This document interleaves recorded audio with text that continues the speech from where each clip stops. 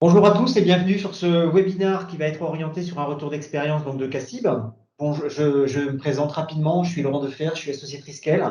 Donc ce webinaire, alors je ne vais pas revenir sur la logistique parce que vous avez tous l'habitude de ce type d'événement maintenant qui se passe en visioconférence. Juste préciser qu'on va évidemment prendre toutes vos questions-réponses par le chat. Vous avez un chat, je ne vous fais pas l'affront de vous présenter où est-ce qu'il est. On se laissera 10-15 minutes à la fin du webinaire pour répondre à ces questions, voire on les traitera au fil de l'eau si jamais elles sont pertinentes par rapport au sujet en cours. Avant de de rentrer, de vous présenter rapidement qui est Triskel, je vais vous présenter évidemment nos interlocuteurs d'aujourd'hui. Euh, Samuel Ronfard donc de Cassib et Benjamin Ellenbogen du cabinet Isis, partenaire intégrateur Triskel Software. Samuel, je te laisse peut-être rapidement te présenter puisque tu vas avoir la parole après. Oui, bonjour, je suis Samuel Ronfard, je travaille donc chez Cassib à la filière projet. On est chargé du suivi des projets et de l'implémentation de la méthodologie TAO, de la méthodologie de gestion de projet. Merci Samuel. Et Benjamin. donc, bonjour à tous. Donc, Benjamin Lenmogel, moi je suis directeur associé au sein d'ISIS et je porte la practice de pilotage des organisations dans laquelle on embarque tous les sujets d'intégration de solutions de PPM, dont Triskel. Merci messieurs. Juste deux, trois points sur Triskel pour vous rappeler un petit peu qui on est et quelle est notre légitimité aujourd'hui pour sponsoriser ce type d'événement. Donc je vous rappelle rapidement que Triskel est positionné sur le marché de la gouvernance agile d'entreprise. Alors au sens Gartner du terme, c'est ce qu'ils appellent le marché du SEM, le Strategic and Execution Management. L'objectif de ce marché, c'est d'aider les organisations à piloter toute la chaîne de valeur qui va en gros de la stratégie, du pilotage stratégique des plans de transformation jusqu'à leur déclinaison opérationnelle dans des projets, dans des programmes, dans des chantiers, dans des activités. Donc Triskel existe sur le marché depuis mi-2013 maintenant, et aujourd'hui la légitimité, elle est évidente, hein. On est présent dans une dizaine de pays.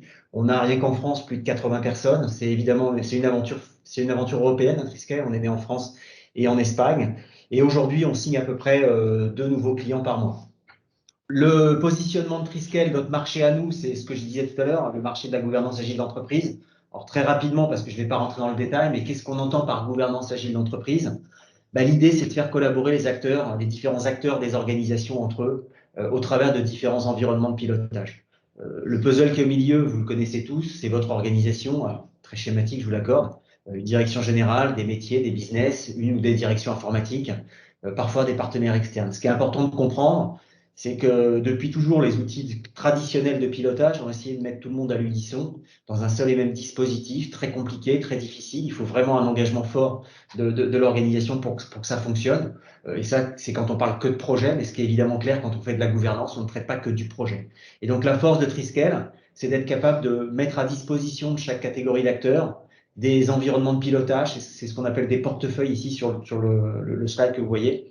Et ces portefeuilles, ces environnements de pilotage sont véritablement adaptés aux besoins de pilotage de chaque type d'acteur, de chaque organisation. C'est ça la force de Triskel, c'est la flexibilité du modèle qui permet de construire tout ça, mais qui permet surtout d'avoir une vraie gouvernance en étant capable de mettre en place des interactions entre tous ces environnements de pilotage, en faisant cohabiter un plan de transformation avec des projets opérationnels qui soient IT, métiers, avec des demandes business et ainsi de suite. Donc tout ça, c'est au travers d'une seule et même plateforme. Et derrière ça, cette plateforme, elle est aujourd'hui, alors je fais juste un focus sur le marché français, mais elle est utilisée par à peu près 80 clients en production aujourd'hui. Vous voyez beaucoup évidemment d'entités du groupe Crédit Agricole qui a fait le choix de Triskel comme solution groupe, mais vous en avez évidemment d'autres natures de clients. On n'est pas présent que dans la banque ou dans le tertiaire. Triskel, c'est une plateforme de gouvernance. La gouvernance, ça touche toutes les organisations.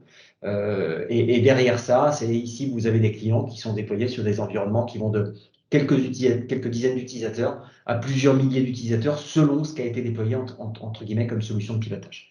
Voilà, je ne m'étends pas plus sur Triskel, je vais maintenant laisser la parole à nos invités du jour. En l'occurrence, je vais commencer par Benjamin qui va rapidement se présenter également. Donc, ouais, très rapidement, pour vous présenter le cabinet sur une diapositive, nous, notre métier, c'est décider et travailler autrement avec le digital. Donc, on travaille sur tous les cadres de transformation qui s'opèrent dans les organisations et qui modifient la façon dont on collabore, la façon dont on pilote, et en particulier le sens qu'on met derrière les données de pilotage qu'on produit. On est un cabinet de conseil et d'intégration, expert sur le domaine du pilotage et expert sur le domaine de la santé et du social.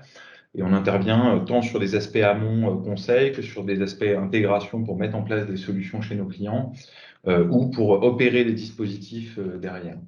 On existe depuis 2007, on est environ une quarantaine au sein du cabinet aujourd'hui et on a plus de 200 références clients grands comptes derrière. Samuel, je te laisse présenter Cassib.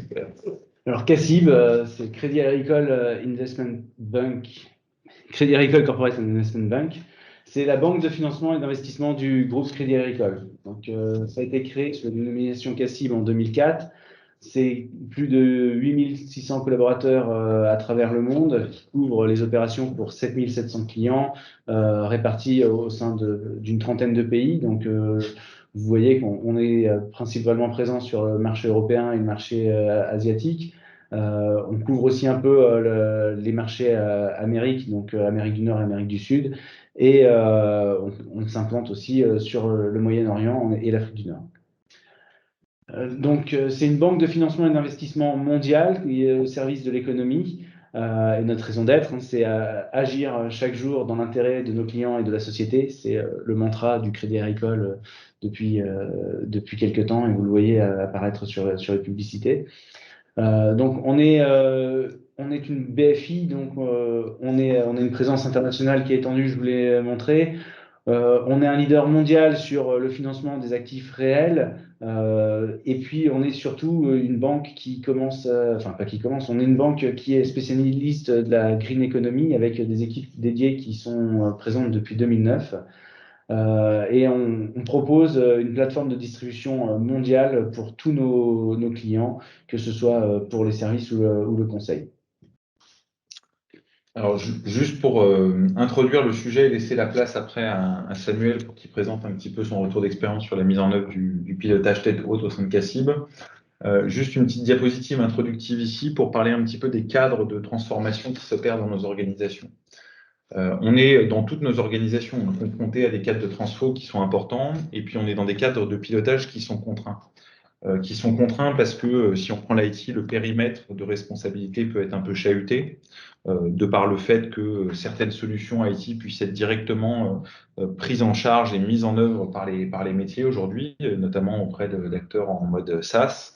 Aussi, un pilotage qui est contraint parce que le pilotage de l'IT est très imbriqué dans celui des métiers. L'IT doit produire de la valeur et donc s'intéresser en premier lieu à la stratégie que souhaite mettre en œuvre son organisation et donc la façon dont ça va être exécuté côté métier.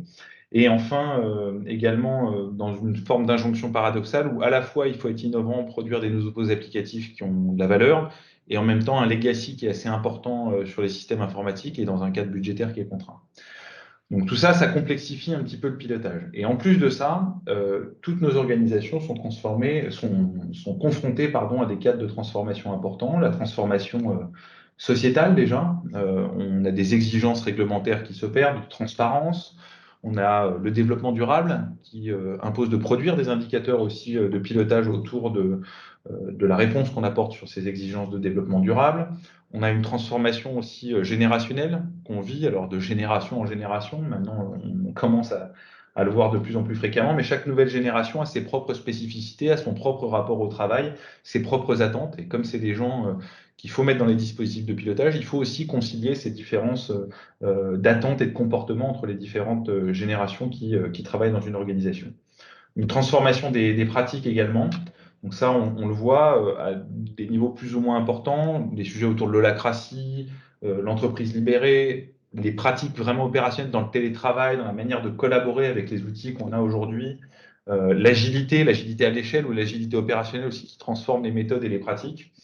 C'est quelque chose qui évolue en permanence et qui fait que les organisations travaillent différemment aujourd'hui que ce qu'elles faisaient il y a 1 an, il y a 10 ans évidemment aussi. Et puis, on a la transformation digitale avec les nouvelles technologies qui arrivent, qui nous mettent en rupture et qui nous permettent de travailler autrement, mais également un certain nombre de crises qu'on peut vivre. On peut citer les crises sanitaires, on sort à peine on est encore dedans, je ne sais pas, du Covid, mais on peut être confronté à des crises sociales, des crises économiques, comme on a pu vivre par le passé, climatiques, terroristes, etc. Tout ça pour dire que l'environnement dans lequel sont nos organisations aujourd'hui, c'est un environnement qui est très mouvant, Et ce qu'on définit à un instant T dans un système de pilotage n'est pas forcément vrai à T+1. Donc les analystes parlent d'un monde qui est VUCA, volatile, incertain, complexe et ambigu. Et c'est bien sur ce postulat que doit s'appuyer un dispositif de pilotage. C'est-à-dire qu'il s'agit non pas de mettre un système de pilotage qui réponde absolument à tous les enjeux d'un instant, mais avoir un système de pilotage qui puisse évoluer avec les cadres de transformation qui s'opèrent, avec l'évolution des pratiques en particulier, et qui puisse produire la valeur attendue en fonction de l'évolution des dispositifs et des pratiques qui s'opèrent dans nos organisations.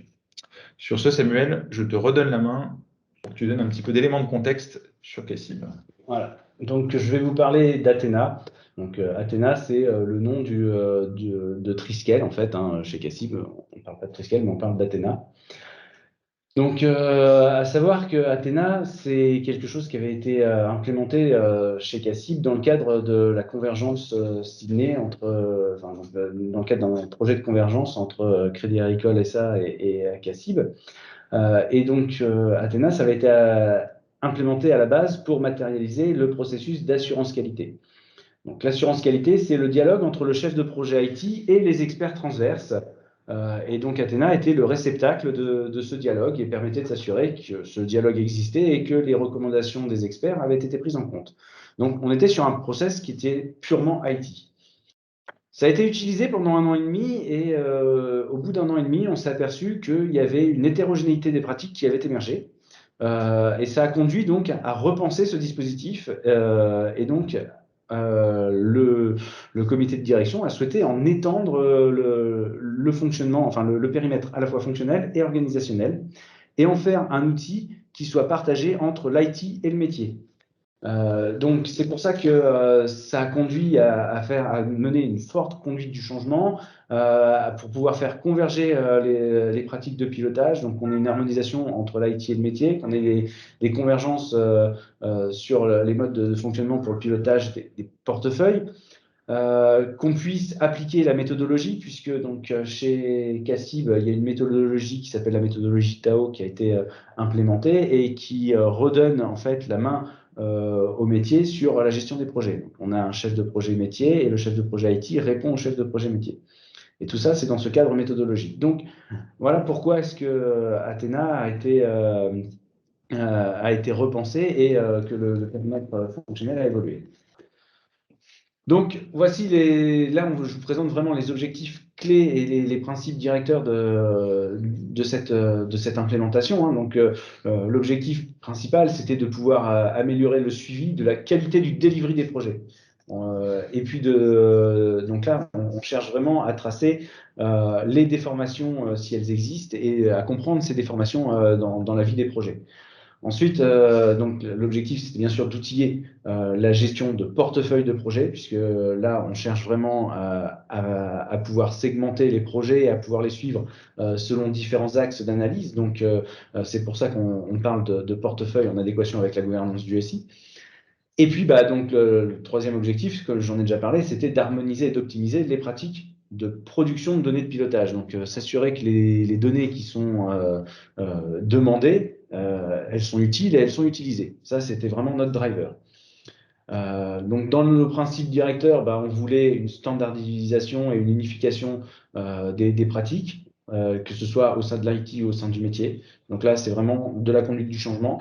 Pour faire vraiment adhérer les utilisateurs à Athéna, ça a été de décider que Athéna, ça devient la golden source des données de pilotage. Et donc, toutes les données qui ne sont pas dans Athéna ne sont pas regardées et ne sont pas publiées. Voilà, c'est aussi simple que ça, mais du coup…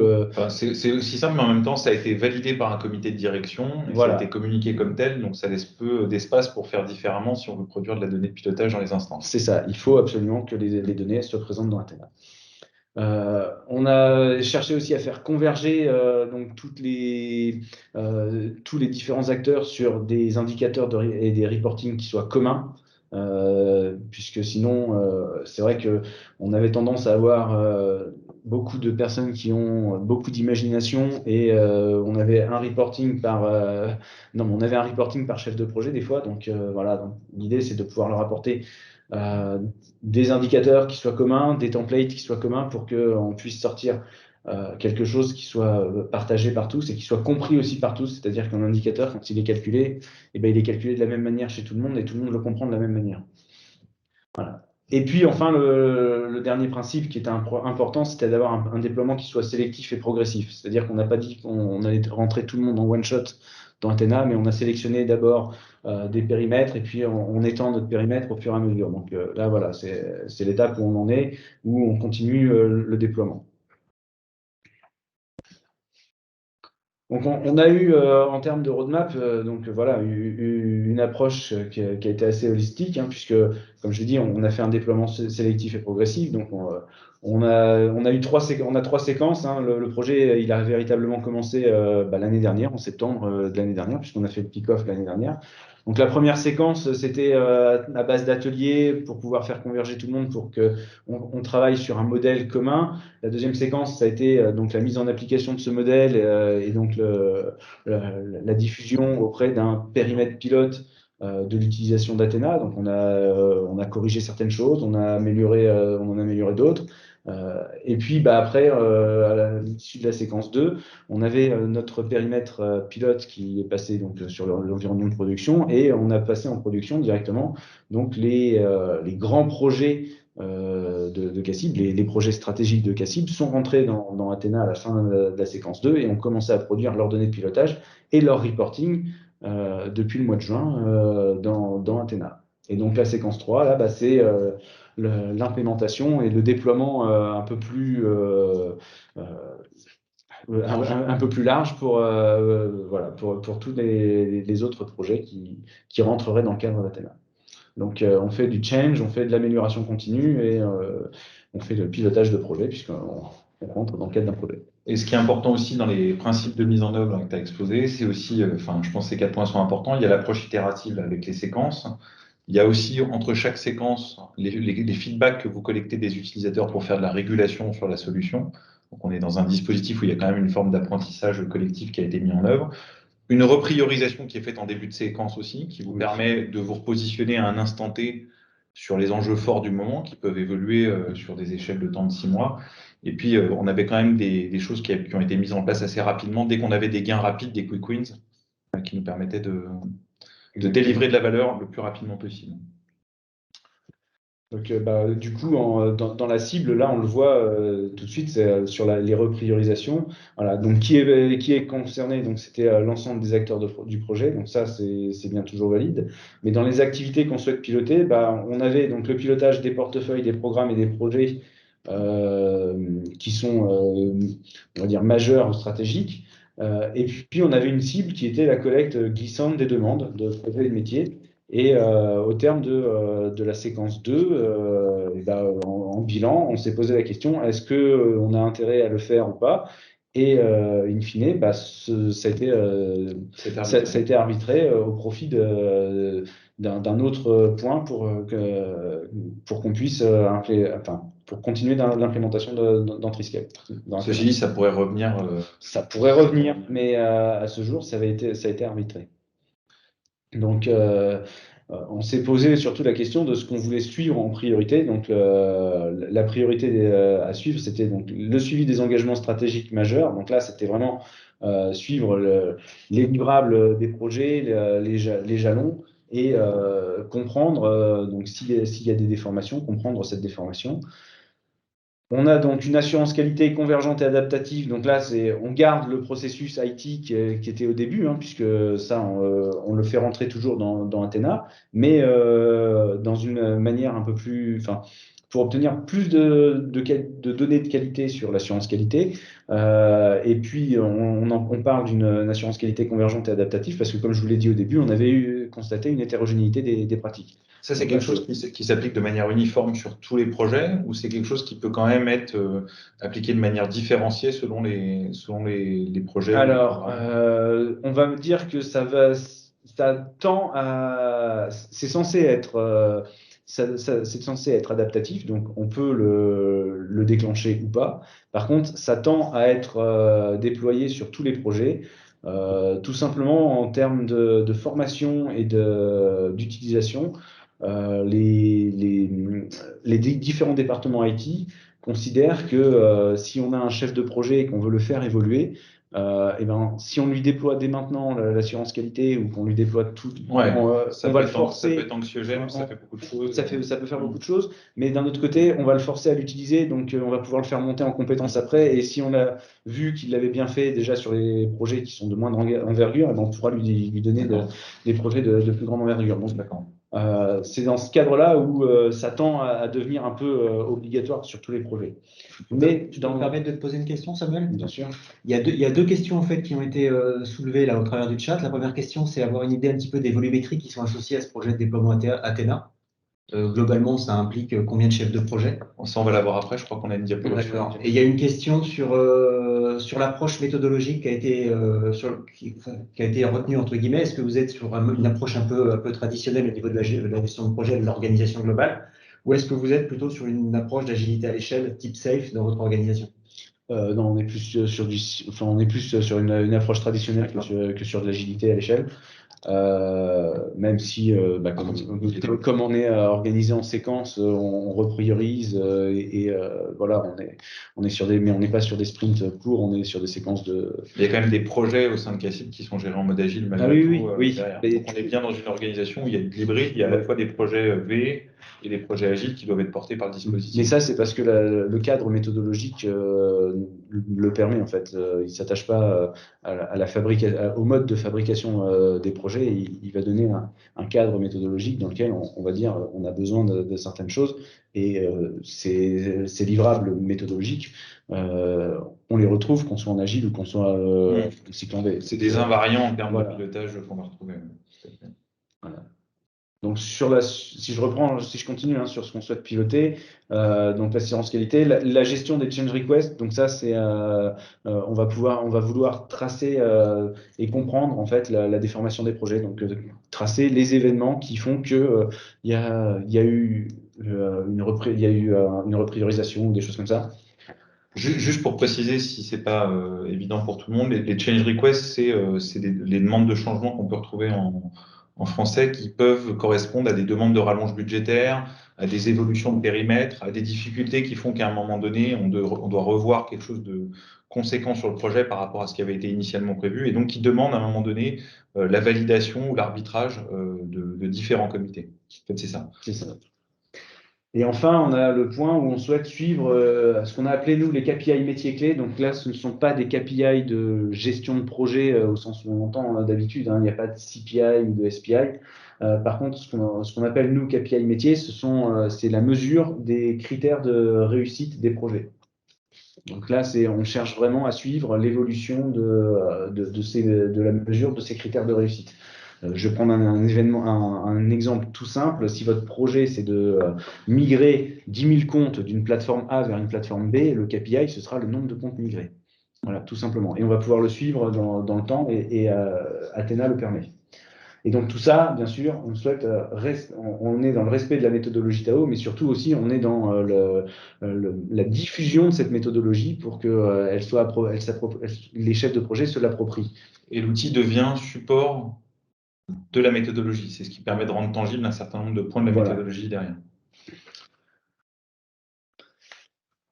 Donc voilà, ce n'est pas qu'un sujet d'outils. Donc ça, c'était vraiment notre gros point de vigilance, c'est que on est sur un sujet de convergence de pratiques. Donc il fallait vraiment qu'on obtienne un engagement collectif. Et ça a été quelque chose qu'il a fallu aller chercher dès le début du projet, où on a fait des ateliers de convergence pour obtenir déjà, ne serait-ce qu'au sein du CODIR, la volonté et la cible à atteindre. Et donc, c'est un effort qui est conséquent, notamment dans les efforts de change, pour qu'on puisse mettre en place la bonne utilisation de l'outil. Quand un projet rentre dans l'outil, ça veut dire que on est obligé de faire des onboarding pour qu'on puisse partager avec eux les attendus de pilotage, les attendus d'utilisation de l'outil. Donc, c'est quelque chose qui est très, très, très, très chronophage, qui prend du temps, mais derrière, on a des gains. C'est que derrière, et les chefs de projet le voient, que ce soit des chefs de projet IT ou des chefs de projet métier, on fluidifie le dialogue entre eux. Ils ont pu courir, aller chercher l'un après l'autre pour avoir des informations sur où on en est. C'est tagué dans Athena. Donc, le fait de bien le faire, de bien l'amener, c'est quelque chose qui peut prendre du temps, mais derrière, on arrive à gagner du temps. Et puis, l'autre engagement, c'était, comme on allait dire, on a cherché à bien respecter les principes directeurs et puis à challenger les données. C'est-à-dire que dans les ateliers, on a imaginé d'avoir un certain nombre de données de pilotage. Et ces données, il faut s'assurer qu'elles sont utiles. Si la donnée n'est pas utile, si elle n'est pas utilisée, c'est qu'elle n'est pas utile. Donc, elle peut peut-être servir à rassurer le chef de projet ou son responsable pour avoir un maximum d'informations au même endroit, mais si c'est juste pour rassurer, ça ne sert pas à grand-chose. Donc, il faut bien s'assurer que les données, elles sont utilisées, elles sont diffusées pour être utilisées. D'ailleurs, on le voit bien, il y a des données qui aujourd'hui, des champs aujourd'hui qui ne sont pas renseignés dans Athena. Et donc, on les a juste abandonnés puisque ça servait à rien. Et puis, on a recentré là où la donnée était la plus utile. Ça, ce qui est important dans ce que tu dis là, Samuel, c'est quelque chose qu'on vit dans pas mal de contextes similaires aux vôtres, c'est que on prend pas le temps de s'intéresser aux usages des données qui sont faits derrière. Et donc, mettre de l'effort sur est-ce que la donnée que je demande en termes de production, elle est réellement utilisée ou pas derrière, c'est une des grosses valeurs du dispositif parce que ça évite que les producteurs de données, ceux qui mettent de la donnée dans le système, effectivement, aient le sentiment que leurs données ne sont pas suivies ou pas utilisées. Et l'autre point qui me paraît important, c'est aussi ce que tu avais mis ici, c'est-à-dire que ceux qui consomment la donnée, c'est-à-dire dans les comités de pilotage, les comités de direction, etc., c'est accepter aussi qu'ils aient des besoins qui puissent évoluer là-dessus. Le pilotage, c'est pas une discipline qui est prédéfinie de manière universelle. C'est quelque chose qui se construit dans la durée, qui s'adapte au cadre de transformation. Et donc, il faut à un moment donné accepter que les dispositifs aient à évoluer par rapport à la montée en maturité des acteurs qui produisent la donnée, mais aussi la montée en maturité, tout simplement des directeurs ou du middle management ou du top management qui est en charge de prendre des décisions sur la base de ces données-là. Et de mon point de vue, c'est un facteur essentiel de réussite de ce type de projet. Donc là, on va pouvoir répondre à la question de tout à l'heure, hein, juste sur les résultats à aujourd'hui. Donc, on a un corps modèle qui est partagé par tous, et puis on a des objets qui sont définis, hein, le programme, le projet, mais on suit les jalons, on suit les livrables, on suit les risques, on suit les KPI métiers. Donc ça, c'est vraiment quelque chose qui est ancré maintenant dans les pratiques pour ceux qui sont entrés dans Athena, et on va le faire continuer. On a une automatisation donc, du pilotage des jalons et des livrables. Donc, sur les engagements stratégiques, on a mis des indicateurs de santé qui sont tout simplement automatisés. C'est-à-dire qu'il y a eu une règle qui a été définie au niveau du COMEX. Donc, quand on a un livrable qui est pas décalé, son indicateur de révision, il est vert. Mais quand il a été décalé une fois, il passe à l'orange. Et quand il est décalé plus de 2 fois, il passe au rouge. Et ça, donc, l'outil permet de le faire en automatique. Et du coup, il y a des chefs de projet qui commencent à dire non, mais attendez, c'est pas bon, j'affiche en orange, mais c'est parce que ça a été validé. Non, ça a été décalé, ça a été décalé. Ta baseline, c'était ça. Que ta baseline, elle a été reprogrammée, on l'entend, mais par contre, l'engagement initial, il était à telle date, et donc ton indicateur, il passe à l'orange parce que tu l'as décalé. Donc ça, c'est un nouveau, c'est quelque chose que les chefs de projet n'aiment pas avoir de l'orange ni du rouge, encore moins du rouge. Mais du coup, comme c'est un indicateur qui est simple à expliquer, hein, c'est un décalage, c'est orange, 2 ou plus, c'est rouge.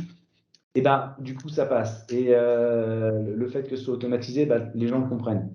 Donc voilà, mais du coup, ils ont tendance à se dire, donc maintenant, quand je m'engage, je m'engage et ça va être visible. Et donc, ça responsabilise aussi le chef de projet sur la diffusion des informations qu'il donne.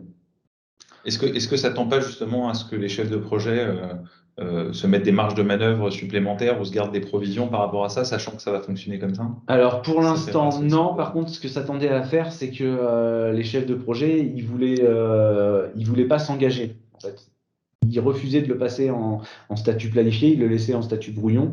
Donc du coup, on a coupé sur le reporting, on n'affiche plus les brouillons, on affiche que les engagements sur lesquels ils sont engagés. Enfin voilà, c'est un peu le jeu de. Mais du coup, les engagements sont plus forts. Ok. Donc, on a fait une mise en cohérence aussi avec la méthodologie. Ça, c'est quelque chose qui était vraiment important en termes d'appropriation de la méthodologie. En termes de reporting, maintenant, on a des tableaux de bord qui sortent directement d'Athena. Le reporting COMEX, il est généré directement à partir des informations qui sont dans Athena sur la partie pilotage de projet. Et puis enfin, donc, sur la conduite du changement, on a tout ce qui est guide utilisateur et tout ce qui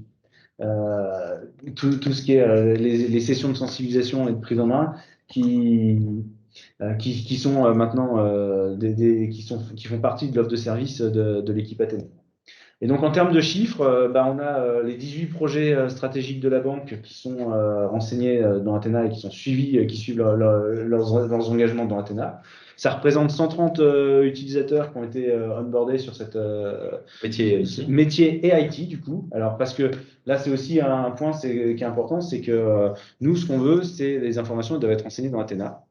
Après, le chef de projet métier, c'est lui qui est accountable des informations qui sont renseignées. Mais c'est à lui de s'organiser avec l'IT pour savoir comment il souhaite piloter, enfin quels sont les engagements qu'il souhaite suivre et qu'il souhaite piloter, et qui renseigne quoi. Voilà, donc ils ont la liberté de décider dans leur binôme là. Dans leur binôme de qui va alimenter l'outil, qui va renseigner les indicateurs, qui va renseigner les commentaires, mais par contre, à la fin, c'est quand même le métier qui est accountable de la donnée. D'accord. Voilà. Tu as répondu à une question, Samuel, merci. Voilà, donc ça représente donc les 18 projets stratégiques, ils sont décomposés. Donc on parle de projets stratégiques, mais en fait il y a des programmes. Donc ça représente plus de 50 projets qui sont dans Athena. Le tout, ça fait plus de 500 livrables suivis et 175 jalons identifiés dans Athena. Et nous avons 2 ressources dédiées sur la partie support et onboarding. On a le temps pour Oui. Donc, du coup, en termes d'enseignement et puis d'amélioration, ce qu'on a vu, donc, c'est que c'est un modèle flexible donc, qui a permis de faire converger l'outil, enfin de faire converger les pratiques. Par contre, il faut vraiment qu'on s'améliore sur l'explication des choix de conception et de finalité. Voilà, on a des modèles qui permettent de donner de la délégation, de pouvoir organiser le projet en chantier, donc qui permettent encore de donner de la délégation pour faire le suivi des KPI à un niveau plus fin. Mais il faut bien l'expliquer parce que sinon les chefs de projet vont rentrer dans un modèle en disant j'ai besoin de tout matérialiser. Et plus on en met, plus il faut le gérer. Donc, il faut être bien vigilant sur ce dont on a besoin de piloter. Dans les enseignements aussi, on a eu quelques difficultés de migration avec les données vers le portefeuille V2 parce que, donc, comme je vous l'ai dit, on a travaillé sur un périmètre pilote en sandbox. On a sorti les données de la sandbox pour la remettre sur l'environnement de production. Et ça a été un peu plus painful, enfin un peu plus compliqué à gérer que ce qu'on imaginait. Parce que sortir des données d'Athena pour les rentrer dans Athena, ça a été sur des modèles qui ont évolué. Ouais. Voilà, ça a été un peu compliqué. Donc, ce qu'il faut, c'est qu'on trouve des modalités qui sont un peu plus souples et pérennes sur les migrations de données. Le gros point qu'on s'est aperçu, c'est que les attentes entre l'IT et le métier ne sont pas toujours en phase. Et donc, ça, c'est un des points qu'il faut absolument qu'on ait, c'est quand on fait un onboarding de projet, donc quand il y a un projet qui rentre dans Athena, il faut qu'on ait et l'IT et le métier. C'est un outil de dialogue, mais on s'en est aperçu sur les premiers où on a fait rentrer que l'IT. On n'avait pas on avait une granularité qui était très très fine et qui n'était pas utile pour le métier. Et à contrario, quand on a fait rentrer directement le métier sans que l'IT soit présent, on avait une granularité qui était très high level et qui était inutile qui ne servait à rien pour qui n'était pas utile pour les tâches IT. Donc là, il faut vraiment dire, c'est un outil de dialogue entre vous, ok. Donc nous, on est là pour vous accompagner, mais mettez-vous d'accord sur ce que vous avez besoin de piloter, ce que vous avez besoin de reporter, et comment est-ce que vous le suivez. Et là, on va vous aider. C'est là que la notion d'engagement clé dans une relation métier-IT est importante. Sur quoi on discute, quoi. C'est ça. Et après, libre à chacun d'aller plus dans le détail si jamais il en a besoin. Donc, dans les enseignements, on a du coup une convergence dans les données avec les reportings qui sont produits. Et donc là, c'est bien parce qu'on partage une sémantique qui est commune. Donc là, on travaille sur l'appropriation de la sémantique. Hein, quand on parle comme je l'ai dit, hein, on parle d'un KPI, mais c'est pas un KPI au sens gestion de projet, c'est le critère de réussite du projet. Donc c'est bien, voilà, c'est ça qu'il faut bien identifier. Et donc il faut faut continuer à sensibiliser les acteurs à la méthodologie. Et enfin, on a le dernier enseignement, c'est que nous, filière projet, on ne connaît pas tout le monde dans la banque et il y a des projets qui se font un peu partout. Donc, on a besoin d'avoir des moteurs de relais sur le terrain. Et donc, on a eu besoin d'identifier des correspondants Athéna qui étaient déjà présents lors des phases de conception, mais qu'il faut qu'ils soient présents aussi lors des phases de déploiement.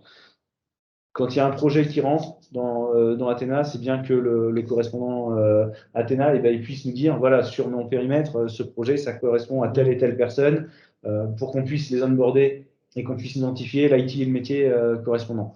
Parce que sinon, on peut très bien passer à côté de certaines personnes, ou alors on va avoir effectivement le chef de projet IT, mais on ne va pas avoir son PMO. Et donc, comme c'est le PMO qui va charger les données dans Athéna ou qui va être en charge du suivi des données, on va refaire du coup des sessions et le dialogue va pas être, ou des fois la personne on ne l'a pas vu et donc il va pas avoir la compréhension de ce qu'on attend de l'outil. Donc là, c'est vraiment quelque chose dont on a besoin, mais comme nous, on ne connaît pas tout le monde, on a besoin d'avoir ces relais. Voilà. Et donc, ça nécessite du coup d'avoir davantage d'acteurs impliqués dans l'utilisation de l'outil. Et donc, ça nécessite un surplus de licences Triskel. Il y a un point aussi qui me paraît important par rapport aux enseignements du projet, c'est aussi le positionnement de la filière projet en tant que telle, qui est, je dirais, qui est légitime à la fois vis-à-vis des métiers et vis-à-vis de l'IT. Vous n'êtes pas complètement intégré à l'IT et cette transversalité, elle vous permet aussi d'être légitime sur le cadre de gouvernance commun que vous cherchez à déployer et à mettre en place. C'est ça. Au sein de la filière projet, on a les termes chef de projet IT, chef de projet métier. Mais pour nous, quand on fait des formations, notamment sur les sensibilisations à la méthodologie Tao, on ne parle pas de chef de projet IT métier, on parle d'acteur du projet. Donc, on va chercher vraiment à former et à ce que les acteurs des projets s'approprient la méthodologie. Et donc, quand on parle d'acteurs du projet, on couvre à la fois le métier, à la fois l'IT. Donc, voilà, c'est la raison d'être de la filière projet, c'est qu'on n'est pas IT, on est cross métier IT. Et ça, c'est important parce que nous, on s'est retrouvés dans des organisations où cette légitimité vis-à-vis des métiers, elle n'était pas forcément présente de par la structure qui portait le projet de mise en œuvre. Et c'est beaucoup plus délicat, si tu veux, de fédérer ces acteurs-là dans un cadre commun de gouvernance. Merci beaucoup, Samuel, pour ton témoignage là-dessus. Juste avant de conclure, quelques pistes de réflexion qu'on se pose sur l'intégration dans une solution ou dans un dispositif de pilotage de pratiques communes de gouvernance métier IT et de pratiques autour de la gestion de portefeuille. Donc, il y a un certain nombre de questions qui se posent pour savoir si on peut ou pas mettre un dispositif commun. Premier élément, c'est les enjeux de pilotage.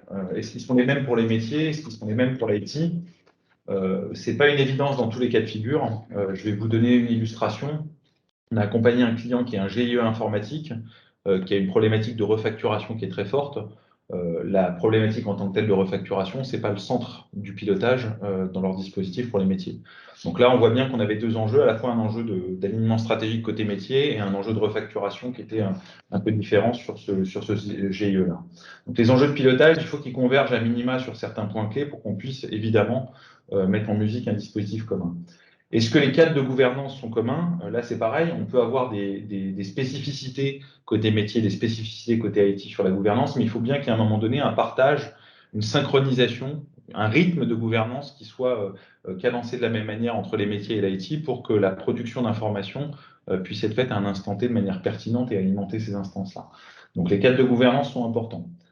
Un des points que tu soulevais, Samuel, qui est essentiel aussi, c'est les granularités de pilotage. Quand on parle des granularités de pilotage, on peut les prendre sur plusieurs aspects, la maille budgétaire, quand on a des dispositifs de saisie des temps, la maille de saisie des temps, les règles d'approbation des temps, de consolidation, les mécanismes de valorisation des ressources, des plans de charge, enfin bon, les règles qui peuvent être liées aux arrêtés budgétaires ou comptables. En tout cas, à un moment donné, cette granularité, elle doit pouvoir être posée et elle doit converger sur le niveau le plus macroscopique pour alimenter le dénominateur commun en termes de granularité de pilotage. Donc c'est un point qui est important. Il faut se poser la question des granularités de pilotage pour voir si elles peuvent s'enchevêtrer. Les niveaux de maturité aussi, c'est quelque chose de très important. Quand on met un cadre méthodologique qui est très avancé, il faut s'assurer que tout le monde soit en capacité d'absorber ce cadre-là et que notamment, alors que ce soit métier ou IT, hein, mais que les acteurs qui vont être en charge de produire la donnée puissent s'approprier ce cadre-là. Donc il y a une question sur les niveaux de maturité. Il ne s'agit pas de mettre des cadres trop complexes, méthodologiques trop avancés, si on sait que les gens ne sont pas formés ou n'ont pas encore acquis les compétences pour porter ces cadres méthodologiques-là. Il y a aussi un point qui revient souvent dans les organisations, c'est au-delà de l'affichage et d'une transparence forcément souhaitée entre les métiers et l'IT, nous, on s'est retrouvés dans des contextes où finalement, sur le papier, tout le monde était d'accord pour partager, mais en réalité, on s'est rendu compte que les systèmes produisaient finalement une information clé de ce que souhaitait montrer l'IT au métier ou inversement. Et donc, on perd l'essence même d'un système de pilotage, d'un système décisionnel, à savoir que si les gens montrent uniquement ce qu'ils veulent montrer au métier quand on est côté IT ou inversement à l'IT quand on est côté métier, on perd, je dirais, voilà, l'intérêt principal d'un système de gestion de portefeuille derrière qui doit s'appuyer sur de la donnée la plus juste, la plus sincère possible pour permettre de prendre des décisions éclairées. Donc, ce niveau de transparence, il est important de mesurer de voir plutôt s'il est vraiment opérant ou pas, si les gens sont réellement en capacité de jouer le jeu de la transparence là-dessus. Il y a aussi un autre point qui est très important, c'est le niveau d'autonomie et les rythmes qui sont souhaités pour faire évoluer le dispositif. On a des rythmes qui sont très soutenus côté IT, notamment avec des cadres de transformation, on en parlait tout à l'heure, hein, des cadres comme SAFe, d'agilité à l'échelle, ou des modèles type Spotify, font qu'on est sur un cadencement des rythmes qui sont beaucoup plus soutenus sur l'évolution des pratiques de pilotage. Donc il faut que cette évolution du dispositif colle à l'évolution des pratiques, et donc il faut qu'il y ait quelque part une synchronisation entre les pratiques côté IT et côté métier. Et il y a certaines organisations où c'est pas évident. On a un temps d'avance souvent côté IT, pas toujours, hein, mais souvent, et le métier ne peut pas se transformer à la même sur le même rythme, à la même fréquence que ce que souhaite faire le métier. Du coup, ça crée un système à un moment donné qui dessert bien un des deux acteurs, enfin une des typologies des acteurs en tout cas, et moins bien l'autre parce qu'il se désynchronise par rapport au rythme de changement qui est acceptable pour l'organisation. Et le risque majeur, et on va conclure là-dessus, mais qui est important, c'est vraiment la sincérité de la donnée qui est produite. Encore une fois, je le disais tout à l'heure, on est sur un système décisionnel. Donc, il faut absolument s'assurer que la donnée qui est produite, elle est sincère. Donc, il faut s'interroger sur les biais qui peuvent exister dans une organisation. Je vais vous donner un exemple, hein, mais qui va parler à certains d'entre vous, je pense, parce que c'est quelque chose qu'on voit de manière très fréquente dans les organisations. Si on a un système RH où il y a des incentives individuels sur des postes de directeur, sur le fait qu'ils respectent des budgets de fonctionnement ou d'investissement, de build ou run, etc., à un moment donné, ces objectifs-là vont sous-tendre, il y a une forme de mimétisme managérial qui fait que ça va sous-tendre sur les pans de l'organisation qui sont en dessous, une production d'informations qui vise à l'atteinte de ces objectifs-là. Donc on va produire une information finalement pour que les gens qui sont incentivés puissent montrer qu'ils ont atteint leurs objectifs. Donc nous, on a des cadres, par exemple, dans des grandes organisations qui respectent leur budget de build et de run parce qu'ils demandent à leurs équipes tout simplement ils les aiguillent sur les imputations. Donc on perd vraiment l'activité des opérateurs ou des informaticiens, des gens qui produisent la donnée, parce qu'on a une consigne managériale qui, à un moment donné, dit non, là, on n'a plus de budget, va imputer là-dessus, parce que sinon, ça va poser un décalage. Donc, il est important, pour travailler sur la sincérité des données, d'avoir une approche un peu systémique de tout ça et de comprendre quels sont les facteurs, les biais qui peuvent exister dans l'organisation et qui sont de nature à fausser la sincérité de l'information qui est produite. Voilà ce qu'on voulait vous présenter avec Samuel, que je remercie grandement pour ce témoignage. Toujours un plaisir d'écouter des clients qui racontent un petit peu comment ça s'est passé dans leur organisation. Est-ce que Laurent, on a des Dans la vraie vie, questions? ouais. Juste une petite question on n'a pas trop abordée. Enfin, Benjamin, on a un tout petit peu parlé sur la saisie des temps, mais je peux peut-être commencer la réponse. C'est qu'aujourd'hui, la saisie des temps, elle n'est pas dans Triskel, elle est faite dans un outil tierce. Voilà.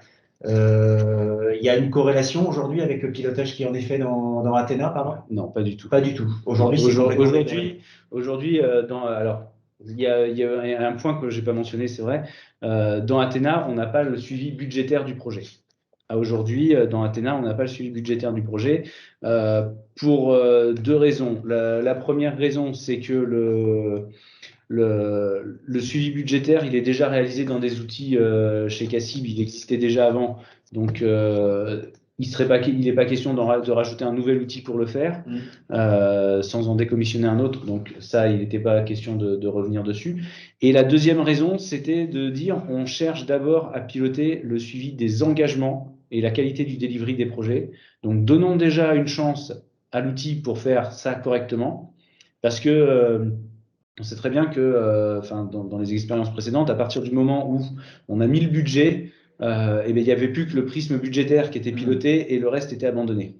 Donc, faisons d'un outil cet outil central pour faire le suivi de la qualité du delivery et le suivi des engagements du projet.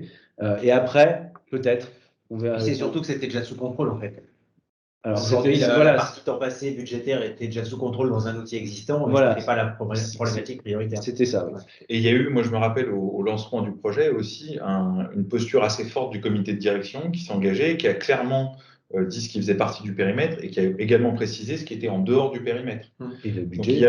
voilà, et donc ça a été très clairement assumé par le comité de direction, et je pense que c'était d'ailleurs une bonne décision, on le voit aujourd'hui.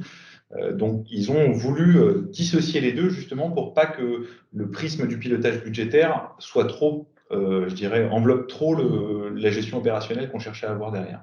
Ce qu'on retrouve parfois chez certains de nos clients qui ont aussi cette logique-là, qui ont déjà des outils de temps passé ou des outils de gestion budgétaire en place, c'est que par contre, ils mettent en place des passerelles pour qu'il y ait un seul espace de travail pour le chef de projet. Ce qui n'est pas encore le cas actuellement chez Athena. Sur la T20. Est-ce qu'il y avait d'autres questions, Laurent, qui étaient posées? Non, je pense qu'on a fait le tour. Benjamin, Samuel, moi je tiens vraiment à vous remercier. Très intéressant et puis très en phase, entre guillemets, la relation IT-métier, c'est vraiment une préoccupation qui est clé aujourd'hui dans le dispositif de pilotage et de gouvernance des entreprises. Donc vous avez choisi, c'est une façon de faire, hein, de mettre tout le monde à l'unisson sur une même approche de pilotage, sur cette méthodologie TAO, hein, avec un espace de pilotage unique. On a des clients qui ont choisi d'avoir des espaces propres, qui communiquent par d'autres façons. Bon, en tout cas, c'est un retour d'expérience très riche. Après, je pense que c'est quand même un premier pas c'est un peu le sens de l'histoire et c'est ce qu'on voit avec les frameworks d'agilité à l'échelle. Hein. C'est-à-dire que cette relation métier-IT, MOA, MOE, elle a tendance on essaye d'engommer les frontières parce que effectivement, l'IT travaille avec le métier de toute façon et on est dans des équipes qui sont beaucoup plus intégrées et c'est le propre même de tous les mécanismes qui sont sous-tendus par SAFe derrière. Quoi. Donc c'est aussi le sens de l'histoire, quoi, d'éviter ces silos-là. Quoi. Et puis ça a aussi un autre intérêt, c'est que ça couple, ça casse l'effet tunnel entre l'IT et le métier, ou quand au lancement du projet, le métier a fait une expression de besoin, et puis le projet se lance, le temps qu'on fasse les choses, et il y a un effet tunnel fatal où la relation entre le métier et l'IT a tendance à se tendre en disant, mais quand on vous demande quelque chose, vous délivrez dans 1 an et demi, alors que non, il se passe beaucoup de choses entre temps, et donc du coup, comme le chef de projet métier est intégré et que c'est à lui qu'on répond, ça casse cet effet tunnel. Une vraie collaboration et surtout une totale transparence entre tout ce qui est piloté et surtout ces indicateurs. Mais il y a eu un sponsoring, je le redis, hein, qui a été très fort et qui a été très bon pour le coup sur la volonté d'harmoniser un cadre de gouvernance commun. Enfin, je veux dire, il faut porter ce type de choses et puis il faut le mettre en application. C'est pas possible dans toutes les organisations, c'est parfois dit mais pas fait. Voilà, là, ça a été porté et incarné par le comité de direction qui s'est engagé là-dessus. Quoi.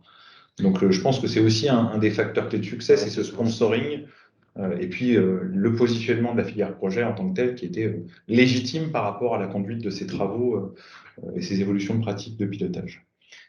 Peut-être pour conclure, vous avez déjà en perspective une idée sur la suite, Samuel, sur aujourd'hui vous allez rester comme ça, vous rentrez en mode run, vous avez d'autres perspectives d'évolution sur Athena? Alors, ça reste peut-être confidentiel encore, mais on va revenir sur la première slide avec l'environnement mouvant, puisque ouais, c'est ça. on a une nouvelle direction qui arrive avec de nouvelles pratiques qu'elle souhaite mettre en place. Donc, il va falloir adapter la méthodologie, adapter l'outil à la méthode. Donc, voilà, ça va être, ça va être la nouvelle gouvernance qui arrive. La vie normale d'un dispositif de Voilà, c'est pilotage. ça. Parfait. Je tiens à vous remercier, messieurs. Merci beaucoup. Ouais. Très riche, très intéressant. Merci à vous. Et puis, s'il n'y a pas d'autres questions, non, il n'y a pas d'autres questions. Donc, je vous propose on a beaucoup de merci, très intéressant. On vous enverra un questionnaire par la suite. Ce serait très sympathique que vous puissiez le remplir. Ça prendra vraiment pas longtemps. Et si ça vous intéresse, on pourra vous partager les supports. Il suffira de le demander. Répondre oui dans le questionnaire. Voilà, de le préciser dans le questionnaire. Merci à tous. Merci à vous. Merci beaucoup. Très bonne journée. Au revoir. Au revoir.